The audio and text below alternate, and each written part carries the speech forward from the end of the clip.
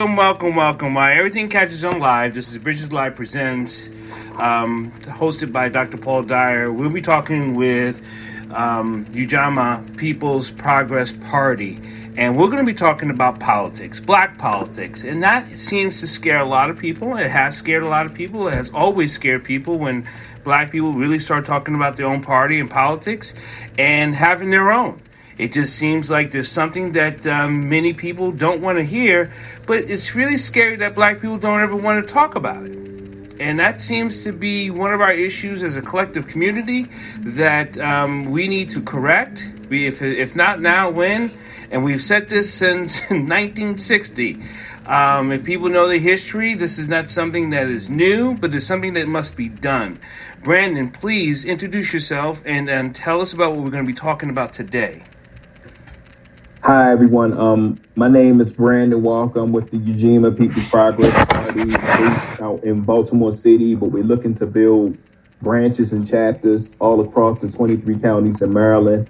And today, pretty much, we're looking forward to learning, or if not getting more ingratiated with independent black politics and helping the UNIMA People Progress Party either spread the word by helping us get on the ballot with 10,000 petition signed signatures in the state of Maryland, either by, joining a political education class, making the subtle donations, or just sharing the information that we have available about our journeys and also the everyday struggle of what it takes to reach out to everyday folks and community laypersons on the importance of organizing as an alternative and fighting to fight back programs and win power back to the people outside of the electoral two-party system. I'm always very, having these shows, doing these shows for a long time. I'm very transparent. I do not like the two-party system.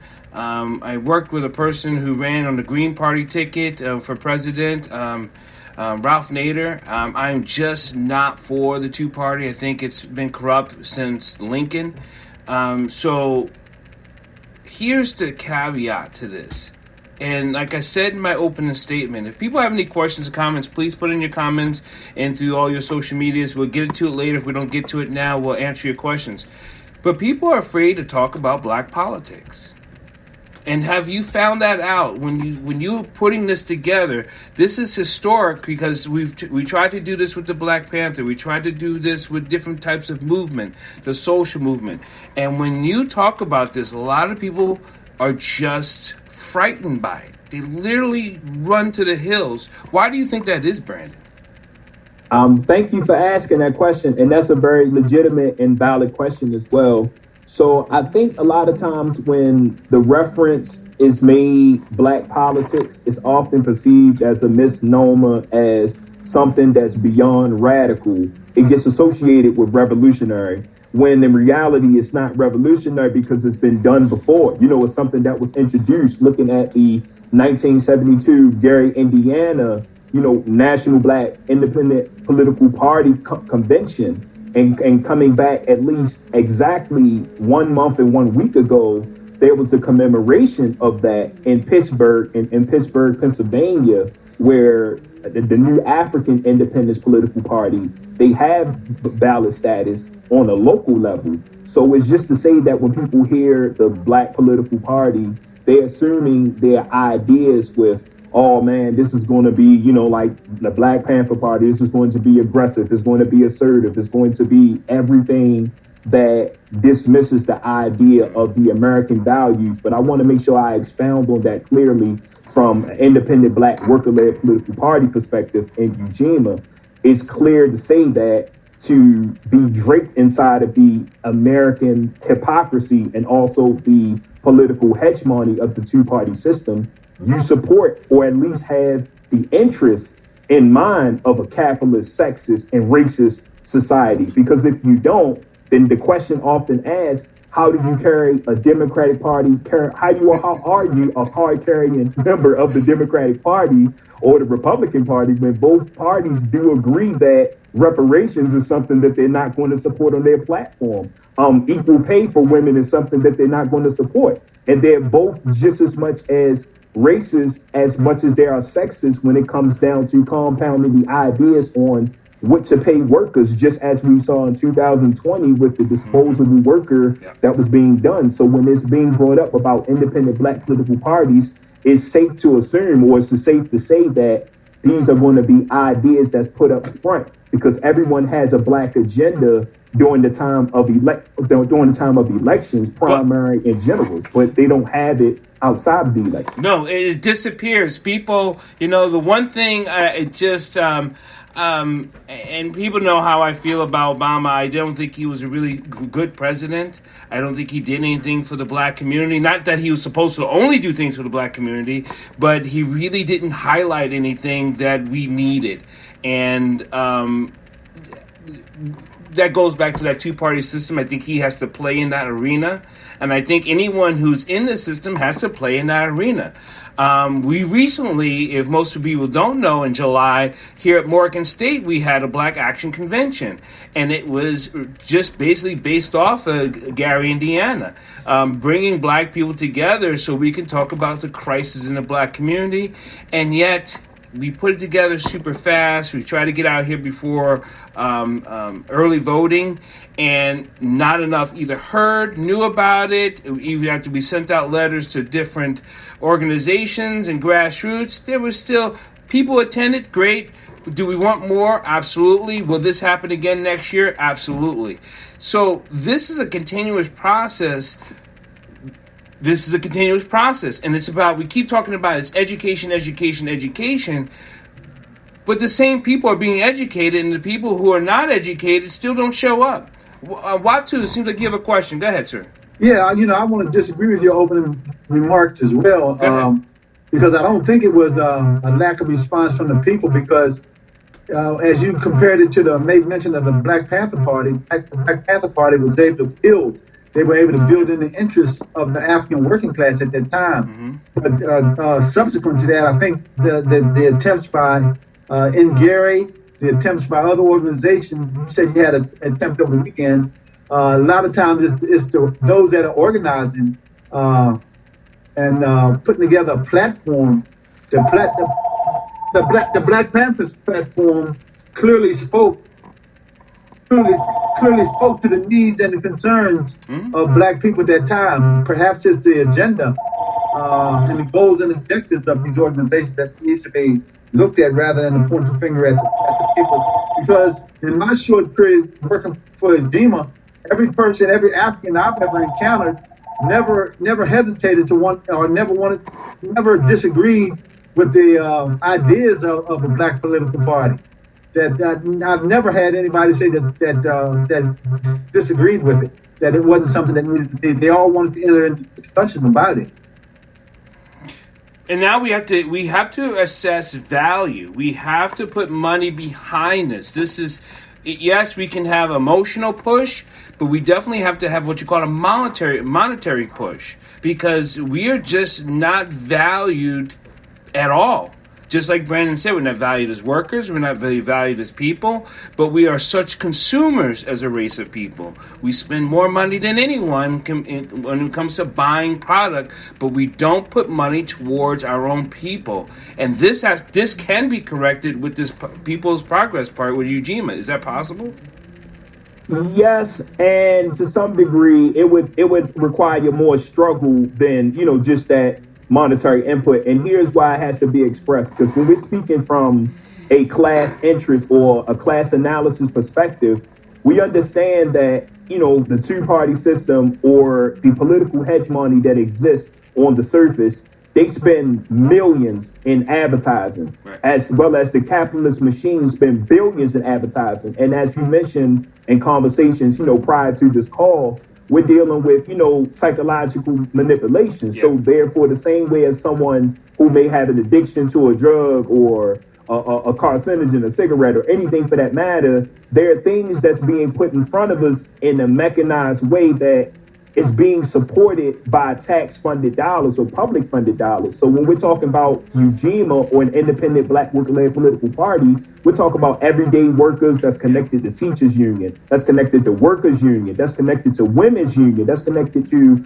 our LGBTQ kindred in the community, to be able to say, hey, we have a class-centric view that your dollars will support dollar for dollar, but also we're speaking of, hey, don't just donate and walk away. Right. You would like to be involved in the process when it comes to mutual aid, when it comes to block parties, when it comes to community back to school giveaways, but more importantly, when it gets involved with the question of, okay, who's going to advocate for, equal pay for women? Who's going to advocate for an anti-sexist bill? Who's going to advocate for, an anti-racist position from a class-centric view that many poor working class African and Black people inside the state of Maryland alone are dealing with the misrepresentation inside that political hegemony that not only takes their dollars from their workplace and supports philanthropies and corporations that in turn supports a political party that pays for war, pays for bombs and bullets. And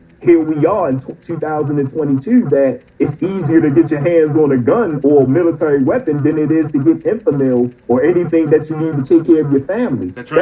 That's not a mistake. That's something that we want to be able to use political education. And as you mentioned, Dr. Dyer, that we do appreciate the donations, but I think that anything that gets supported without a follow-up initiative, it can easily be misused or if not misdirected as, oh, they're taking my support, but they're not representing my views. But we asking folks to get involved in the political process, to know your rights, to know your representative, know your councilman, know your district. And after you do that, ask the unasked questions, but also be willing to stand behind the things that you support, because they're taking the resources that's being given throughout the tax-funded basis and they're divvying it up amongst themselves and getting it from the lobbyists that are advocating for higher car insurance, that are advocating for things that hurt average working class people. So for us, we're saying, hey, these resources, whether they be $1, $10, $100, or $1,000, if it comes from a working class individual inside a working class party, then you can believe that they'll be a part of the participatory process of being able to vote and delegate and see, hey, how can I use these resources inside of a political party that's independent and for Black workers in my community to be able to support what we got going on as, a collective unit. One of the things is, and it's not just anything to do with Black or anything to do with any party or a group of people. There has been negative things and there has been positive things. So I'm not even going to give my breath to the negative things.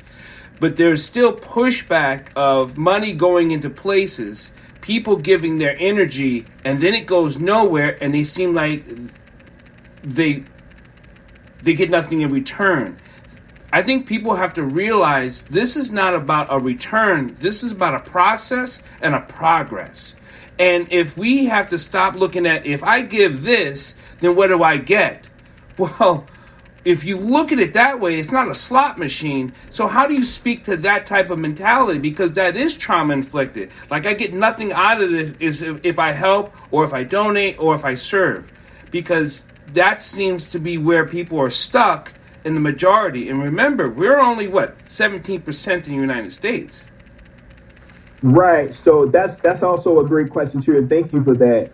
So the idea has to be, if we're talking about reciprocity or anything for that matter, then look at, what have your vote and your dollars towards someone's political campaign who holds your vote ransom through a proposition to say, if you elect me, I'll deal with inflation. But you don't have a machine to deal with inflation before you get elected. Right. So you're just saying, based on the contingencies, if we're able to put you in a position of power, you can give power back to the people. That's hocus pocus. And no, really, it is. And what we're saying, just as an independent Black worker-led political party, is that the realities have to speak to people's everyday material needs to say that, hey, no one is asking you to finance an idea that you that you're not a part of, and no one is telling you to finance any root program like you're attending the church or religious institution that you don't know whether or not that root program has been paid for 5 and 10 times over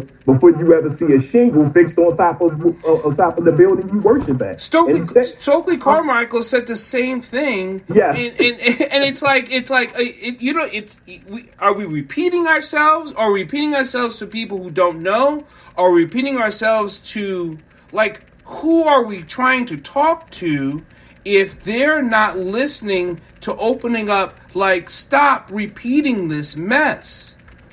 I say we have to target, again, for working class, anywhere where people are, and treat our relationships as more like bridges or a highway for that matter. Each relationship you make must connect to something that someone is dealing with on their personal level, their local level, and material level. Because the idea is that we can't just often assume that just because we see someone with a car that they can afford the cost of living. Right. We can't assume that someone, if they're a homeowner, that they can afford, their mortgage or anything for that matter. But what we can do is be able to have those meaningful relationships and those concepts and connections, and be able to break the grip of a two-party system by being able to say, hey, how is it that there's resources for Ukraine and other places around the world, but here we cannot get aid or support for poor and working class people? Here we cannot get a livable wage to combat the rising cost of inflation. Or here folks are forced to choose between education and employment, healthcare and housing. And we live in a nation that just proved it 2 years ago that there was more than enough resources to make sure that everyone have what they need and stay home to battle COVID. So speaking with folks and not, pretty much, I guess, running a hamster wheel or running in circles, sometimes it's going to often take some drastic or some consistent contradictions, as I would say, to play themselves out, to be able to say, as the Minister Malcolm said, we put them in the doghouse, we put them in the big house, they put us in the doghouse. And that's to be reiterated to say, hey, after remember to vote in November, the question becomes, does your material conditions change? Has you been politically educated on the fact that some of the things that make you more in danger, or should I say more threatening to the presence of over-policing, an inflated police budget, has that helped your community? But more importantly, how can you relate the fact that there's more resources going towards creating criminalization inside of our community instead of anti-recidivism programs that can produce, livable citizens and folks who just need the basics of housing, healthcare, education, food, transportation, and employment?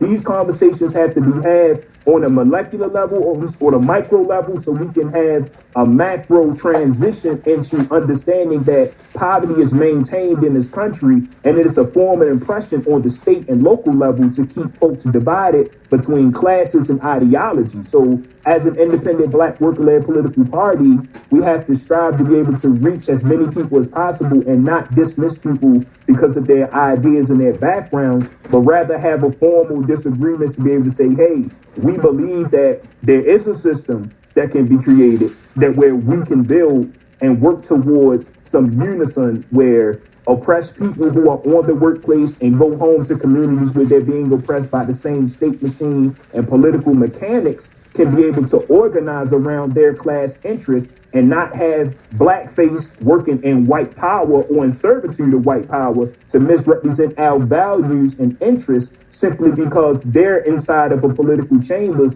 which we rarely have access to because we're working our tails off to stay alive.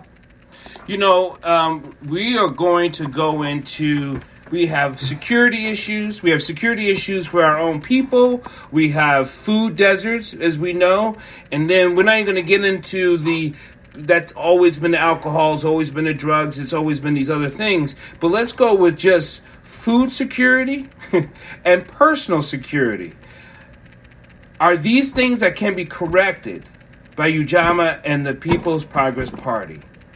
Now, I'll be the first to say that that's something that we've always had to struggle with because it's often associated that a political party's, position is to be able to provide and do these things. Now, I understand where that comes from because there's always been a dependence a dependence inside a parasitic symbiotic system of the Republican Democrats and those who are on the ballot. And I want to reiterate that clear just by, some of the images. If you were to visit our website and our social media pages, we work with community leaders who receive mutual aid from different resources. And no one's in any question to question those resources, because if you're hungry, you're going to get something to eat. No matter what. Thirsty, you're going to get something to drink, no matter what. Right. So the idea to use the visions, or should we say the material circumstance, to question that this is what everyday folks and community leaders and activists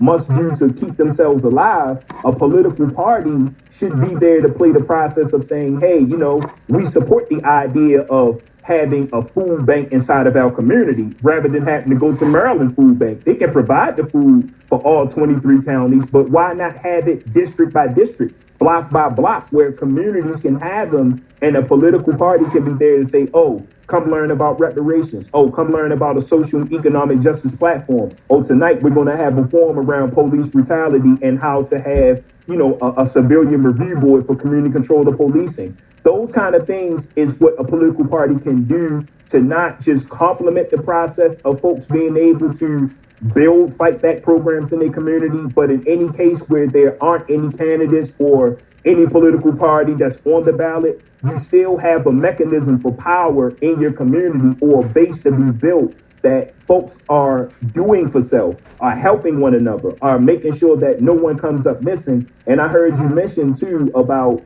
guns and safety, and also, the maturity needs as is being met. The idea should be, we should also be educating ourselves on swim classes, on how do we learn CPR and CPR and healthcare for that matter, or looking at, individual concepts on community emergency responses, as opposed to dialing 911 and getting the police and ended up in body bags when we should be walking back home or coming back home to our loved ones. And just to end it, just pretty much to that point that you were asking, because I know it was a loaded question that I've answered you as well.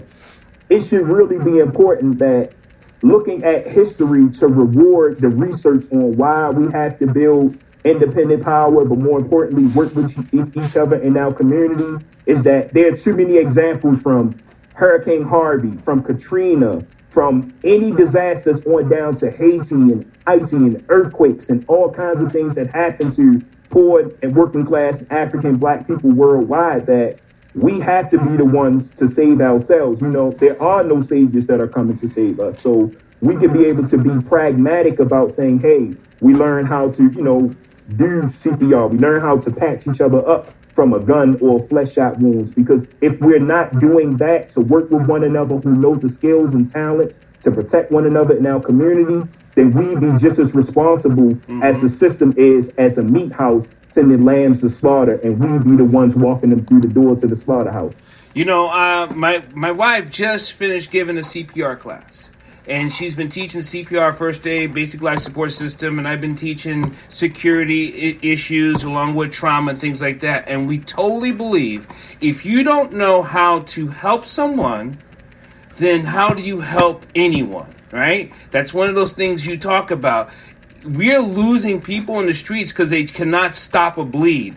And there's different pushes we go on with communities across the country with different organizations we call Stop the Bleed. But it's not as prevalent all over the place, stopping the bleed. Before the ambulance gets there, before anyone gets there, before any police gets there, there's things we can do that we don't do. And we don't do it because we have not learned how to do it. So we offer these classes. We say, please get taught to learn how to stop the bleed. Watu, you have your hand raised, please. Yes, Brandon, I was really impressed by your response, and the whole question around security entails any organization that's working on behalf of their people, the interests of their people, that should never allow somebody else to be responsible for the feeding of their people.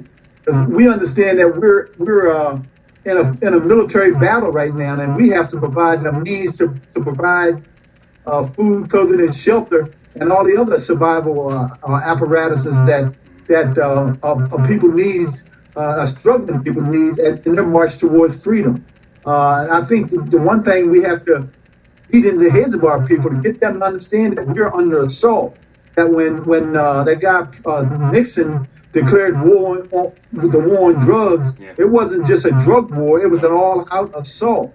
And we see the continuation of that. The other thing Brother Brandon said, I think we have to emphasize too, is political education, so that because we know that there's a lot of as Malcolm referred to him, as Uncle Tom's, people out here who's going to work against our interests. And they're doing it. We just had a president that did that. And I agree with you, brother, that he never did anything. He was obligated to do for us. He did for every other nationality, not every. He did it for the so-called Chicano Mexicano. He did everything they asked from him. And he said the reason was that they asked for it, and we didn't ask for it. Bullshit, we shouldn't have had to ask for it. We have to arm our people and make our people aware through educating and through identifying these people. The event that you was just at here in Frederick, that you made it a part. I made it a part of my work there Saturday of identifying to some of the members that are in our organization, those people in the community who was out there that day, and let them know what their political position was in reference to black people. So we have to identify that and be clear on how we respond to them traitors when they go up for office. We have to. Well, anyway, yes, I think political education is extremely important. Yes. One of the things that Malcolm did, as many people in that time, is that they call it preaching on the street, but it wasn't preaching; it was communicating on the street. They had what you call the street pulpit. They would stand there and then say, if you want to learn more, and I grew up in New York, they would be out there. If you want to learn more, come here. Soapbox. Right. We don't have that. So how are we going to reach our people when our people are either working 2 jobs, traveling on public transportation, trying to get home, trying to get the many things they're trying to do to survive? And as what Brother Watu says, we're out here in an all-out war. So if people are just trying to get by, we have it very difficult to reach them, because it's not like you could call them up on a telephone or reach them on social media, because everyone's not going to the same place in social media. As many you can have black social media this or something that could funnel people into this. We don't even control that algorithm. So we don't even get that news. We have stations called Black News Radio. How many of you guys have heard that radio station? Raise your hand. And what do you think? Do they ever talk about something that we need to learn? It seems like they're still promoting concerts. What the fuck, Pete? What? You gotta be kidding me. You're talking about concerts? You're talking about the celestial radio stations? And hip-hop? But we got people starving and getting shot out here. And you're talking about concerts. I was pissed. Yes. There are... Go ahead, Brandon. Oh, okay, sorry. Just quick to that point, that's another idea where we talk about mass propaganda. There's pretty much a realization that has to come with the times where what we seeing in our hand versus what we seeing on the dumb box or the television, as one can put it, what we hear on radio versus the common reality is that so many folks are confronted with the engagements of propaganda, where you could take tobacco just as a prime example to relate that to black news media.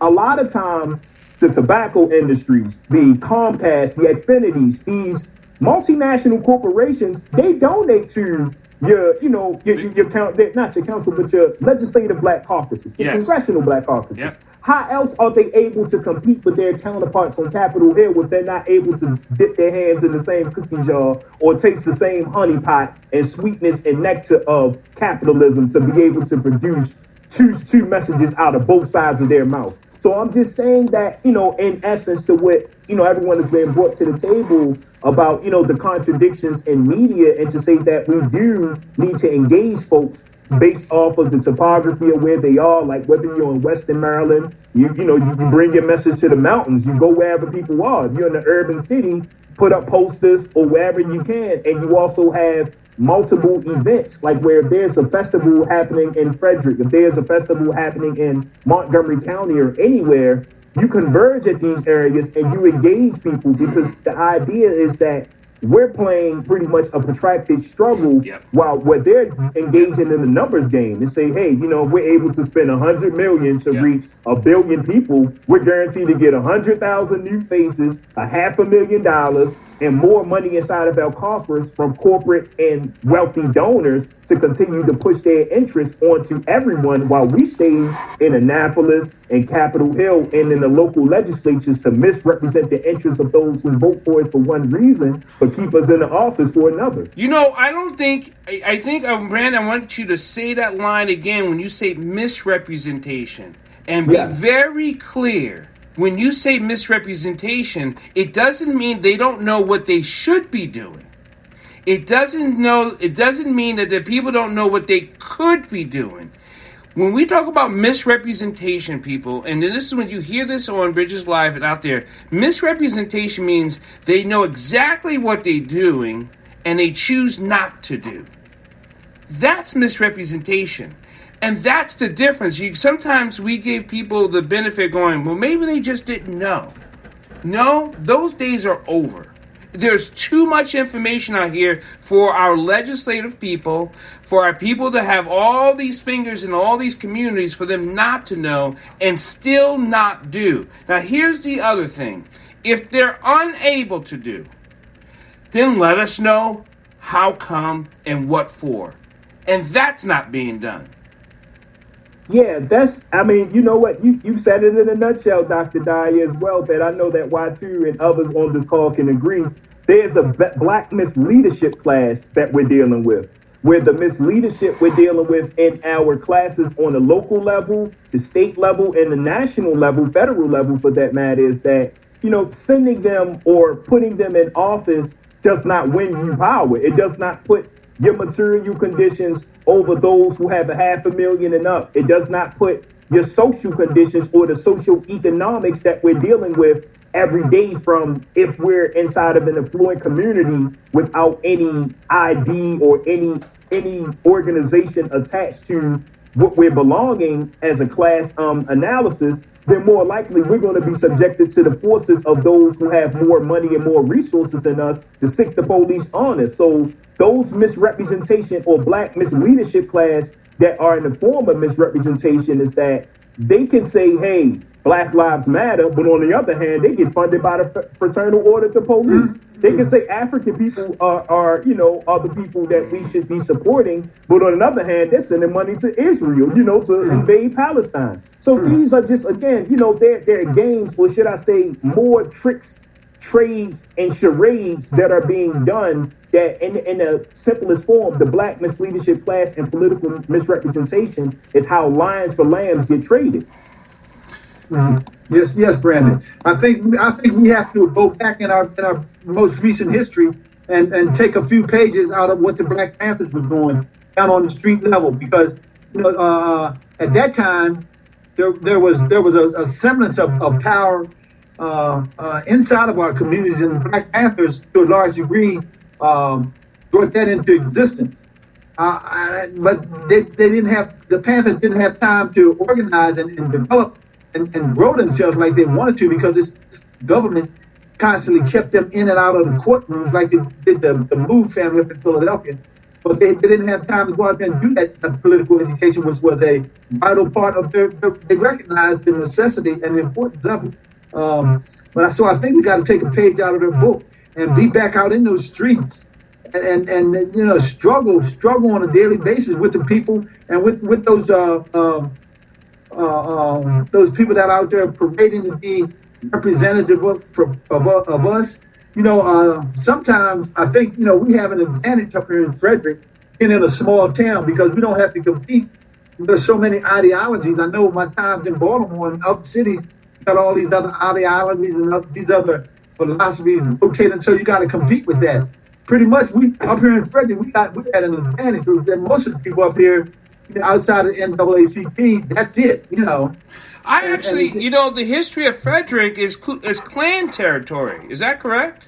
Yes, that's absolutely correct. It's not just Klan headquarters past history, but recent history. It's still there. Yes. So one of the things, and Brandon, you're just not going to be a like person, but I know you're okay with that. Baltimore's not a like city, so you're good with that.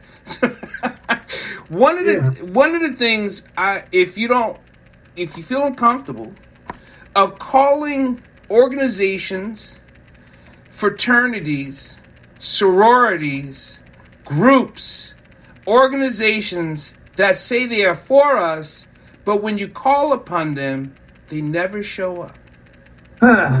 That's a great one. In fact, now that you mention it, you brought up pretty much the municipality where the 2020 census for Frederick was last counted as 271,000, according to the state of Maryland, and Baltimore City is declining. So clearly, when we're speaking about organizations, fraternities, boules, or sororities that exist inside the sphere or the nexus of the political hegemony that exists in the state of Maryland or anywhere in one of the local 23 counties, the idea is that, hey, when speaking with them, whether it be at a festival or in a one-on-one conversation, I think it's really as fairly as say, hey, we're looking for our right to exist as an independent political party. We believe that Black people, voting class people, working class people should have an alternative and access to a ballot to be able to be on the primaries and fight for open primaries as well as be a part of the general elections.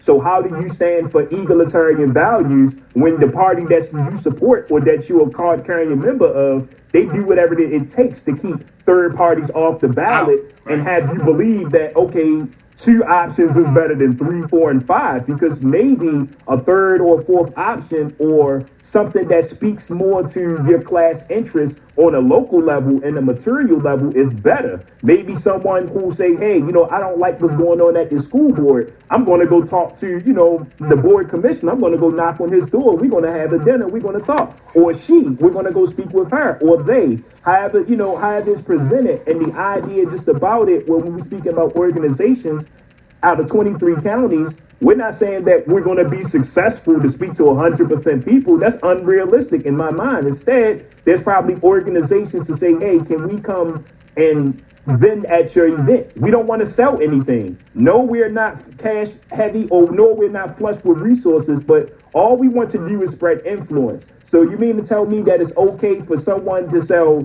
$15 packs worth of cigarettes inside of a community, a liquor store, and everything that hastens death? They can get your support as long as they let you stick a flag outside of their store that say that you support their party and you support this candidate, but we shouldn't exist to have a right to be able to contend and build dual power and fight back programs inside of our community across the state of Maryland. I think it shows the hypocrisy and the dichotomy that exists within people's mind frame to say that, hey, you want progress, but you don't want change. You want resolution, but you're afraid of cultural and social revolution. You want to see women's rights acknowledged, but you don't want to see equal pay for women. So it's like, hey, you got to pick one side and stay on it. You can't just, play to the favors of the masses, or as the song says, lying to the racists, and smiling faces. So I'll end that note on this, right?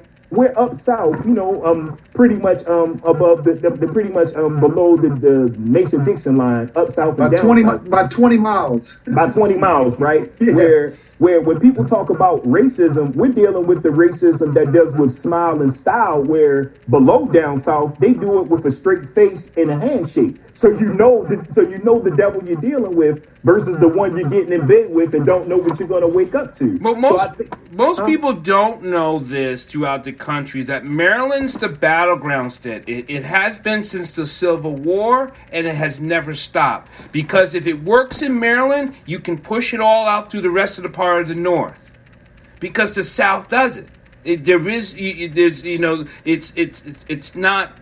no contingencies for the South. There's just racism all through the South, even though there's black people in this mayor, black people in this. But if it works in Maryland, then the Democratic people for the North go, oh, look, it could work in New York, New Hampshire, so on, and all the northeastern part of the states. Dr. Paul. Yes, sir. Yeah, I would be interested. We got some of our members here from Frederick on this call. Absolutely. I'd be interested if they could make some comments, because recently we had a situation here that involved some of the fraternal organizations taking a absolute stance against us based on what their masters was telling them. So I was wanting to take a share their comments with that. Go ahead. It's Akila, Derek, or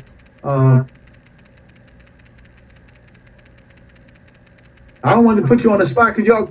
He actually did. He just he actually did. He doesn't want to put you on the spot, but he called your names. Akila, you better speak now. Shit.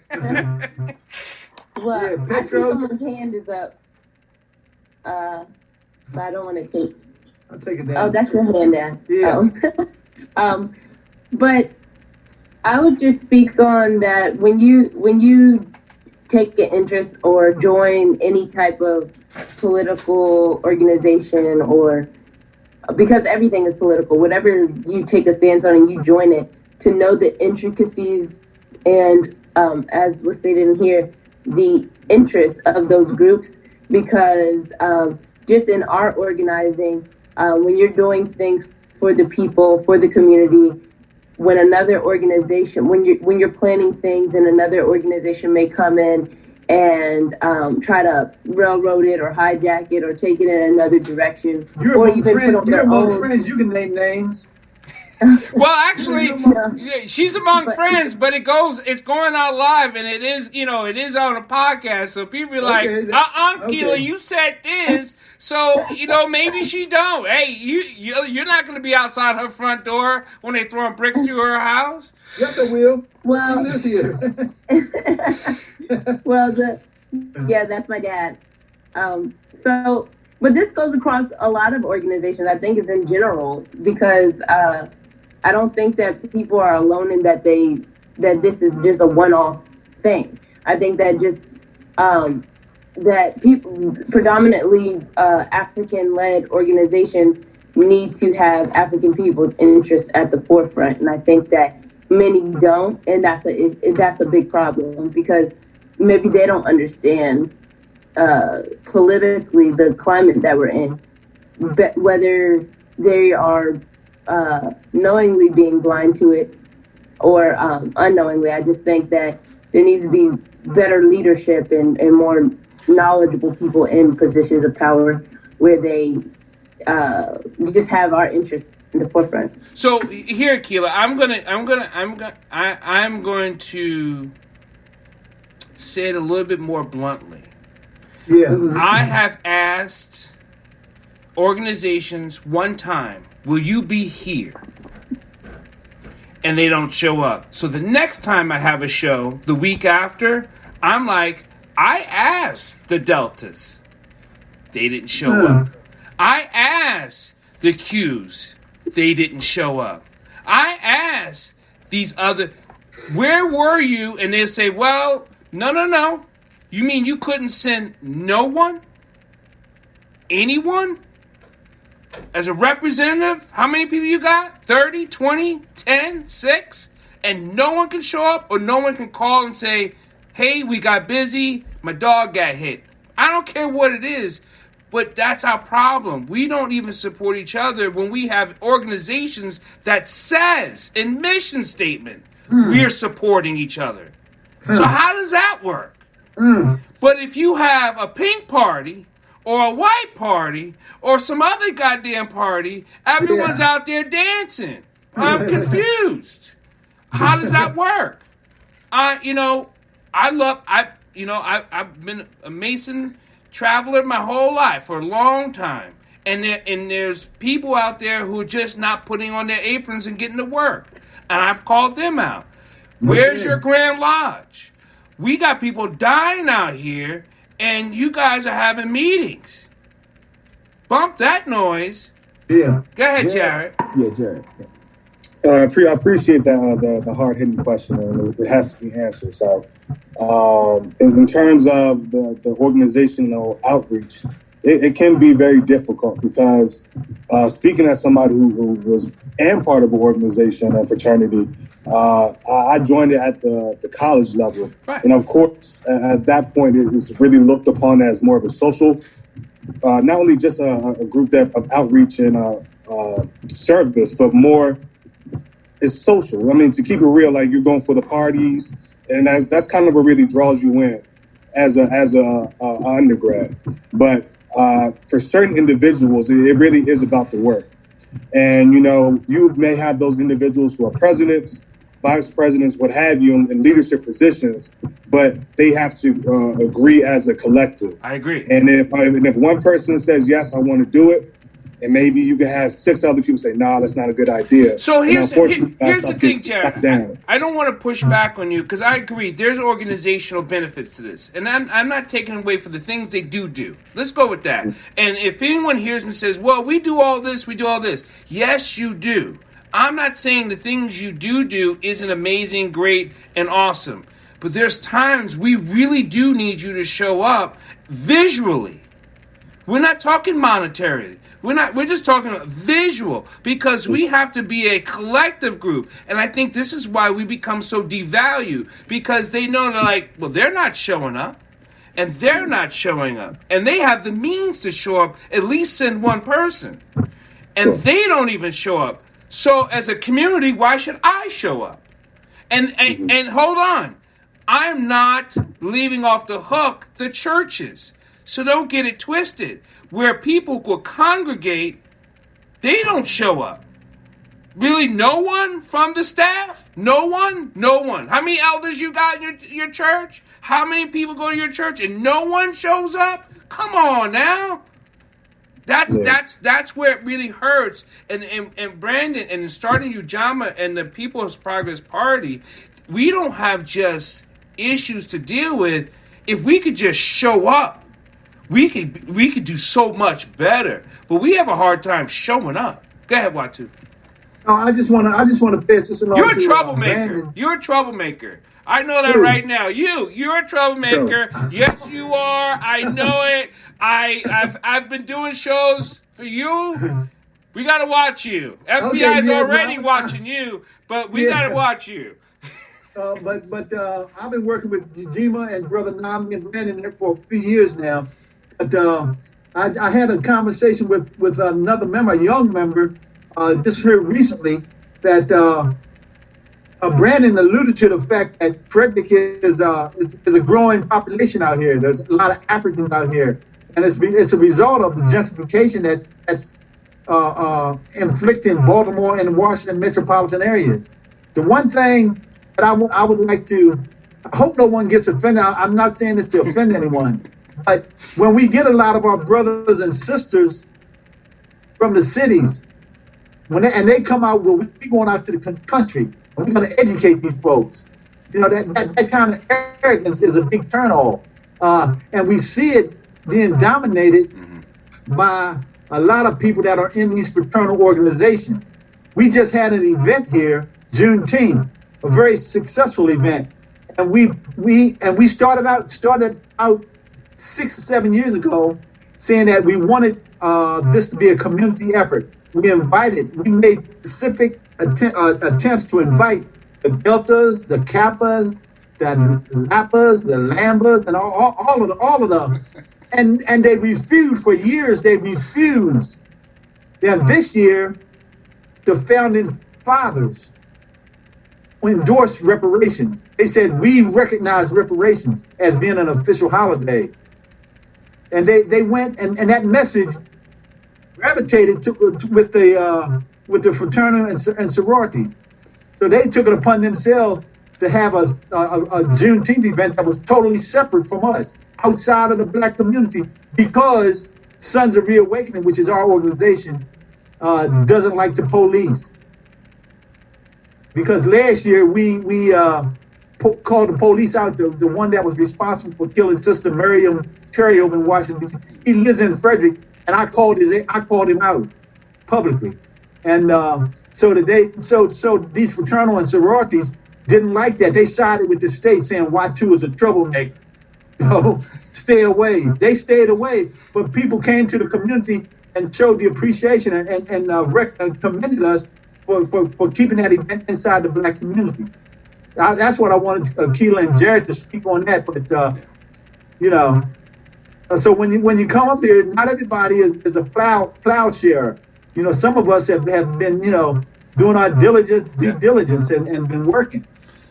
So, Brandon, before we take off, and I want to thank everyone for coming on, and we should do this more. And as we talk about social media, it almost kicks my own self in the teeth because I try to do these shows ultimately, no matter what, whether it be my other shows where I talk about mental health, whether it be my other shows where we have You Be the Judge, where we talk about legislation, legal issues, and things like that, whether it be the other shows where we talk about things that are doing amazing things and highlight them because people are out here working as service. But we talked about social media, how it's propaganda. Ultimately, people got to do their own research. They got to dig their own information. They have to understand. And then they have to ask the question and say, hey, Brandon, I heard this. Is this what you're saying? Well, I'm glad you asked the question, and here, let me clear it up for you.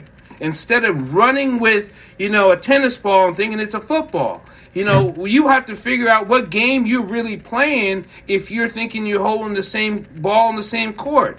So, Brandon, succinctly, give the information how people can reach to you, and give where they can come and have another conversation. Or would you like to just do this once a month so we can build that conversation? Because people need to have a conversation and get an understanding, and then hopefully, ultimately, it goes into an action. Yes, absolutely. So we definitely can be reached at uppmaryland.org on Facebook, Instagram, and Twitter at UNIMA People's Progress Party. But I also wanted to add that in that Frederick corridor that's going towards, Western Maryland and beyond to West Virginia, I think it's Allegheny, Garrett, and Washington County, if I believe. Those are the remaining 3 counties that's going to the west before you cross over to another state. There's definitely there's a possibility that a nucleus could be built, from individuals and organizations, small organizations that have an understanding or seeking to be understood and to build understanding in community like ours online that we're looking to build. So if that's possible, then I look at it as, hey, well, it's 23 counties. There goes 4: Frederick, Washington, Garrett, and Allegheny. That's already on board with building an independent alternative in their community. They can hold on to, their interests, their ideas, but what we want is to have a sound class analysis by working as an independent Black worker-led political class analysis that adheres to the interests of us, so we're able to have honest conversations about substance and remove the symbolism. We can talk about initiations and initiatives and remove the images and the illusions of being included in positions, because we've all heard the saying,